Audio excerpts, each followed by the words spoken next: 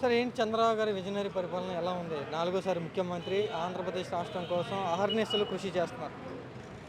అతని అభివృద్ధి కోసం అతను కృషి చేసుకుంటున్నాడు. ఈ గుడిసె పార్టీ వచ్చిన తర్వాత ఈ గుడిసె పార్టీ దళితుల మీద దౌర్జన్యాలు ఎక్కువ పెరిగిపోతున్నాయి. దళిత వాడల్లో చర్చి బిల్డింగ్ ఉంటే చర్చి బిల్డింగ్ దగ్గర హిందువులు గుడి కడతాడంట.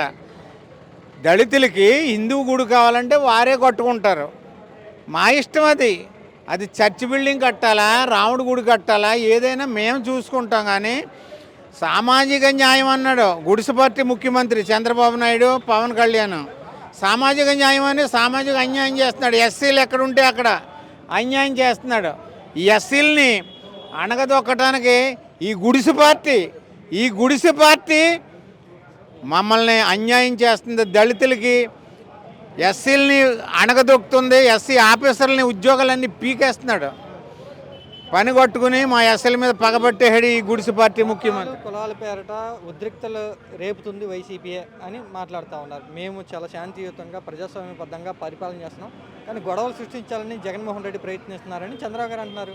అంటాడు చంద్రబాబు అంటాడు. ఇతను నేరం మా మీద జగన్మోహన్ రెడ్డి మీద పెట్టి తప్పించుకోవటం చేస్తున్నాడు. ఇతనే కులాలని రెచ్చగొడుతున్నాడు, మతాలను రెచ్చగొడుతున్నాడు. ఎస్సీ ఆఫీసర్లను అందరినీ కూడా జైలుకి పంపించాడు. దళిత వాడల్లో హిందూ గుడులు కడతాడంట. వాడికి సంబంధం ఏంటి? సామాజిక న్యాయం అన్నాడు, సామాజిక అన్యాయం చేస్తున్నాడు. ఎస్సీలకి రావాల్సిన రాయితీలన్నీ కూడా ఇస్తున్నారు, సంక్షేమం ఇస్తున్నారంట కదా. ఏమి ఇవ్వట్లేదు.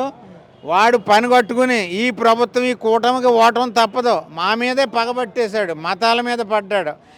ఈ భీమవరం ఉండి గ్రామంలో చర్చి బిల్డింగులు కూలగొట్టాడు. ఏం మాట్లాడరేంటి మా ఎమ్మెల్యేలు? కానీ రాష్ట్రంలో పవన్ కళ్యాణ్ ఏమైపోయాడు? దళితుల కోసం నేను ఎదరికెళ్తానన్నాడు. ఏం చేశాడు? దళితులకు అన్యాయం చేసి చర్చి బిల్డింగులు కూలగొట్టి నివాసాలను తీసేసి క్రైస్తవుల మీద దౌర్జన్యం చేస్తున్నాడు. ఈ క్రైస్తవులకి నివాసాలు ఉండకూడదు, ఇల్లు ఉండకూడదు, రాయితీలు ఉండకూడదు. ఇది జగన్మోహన్ రెడ్డికి ఓట్లు వేస్తారనే పగతో ఈ కూటమి ప్రభుత్వం పనిచేస్తుంది.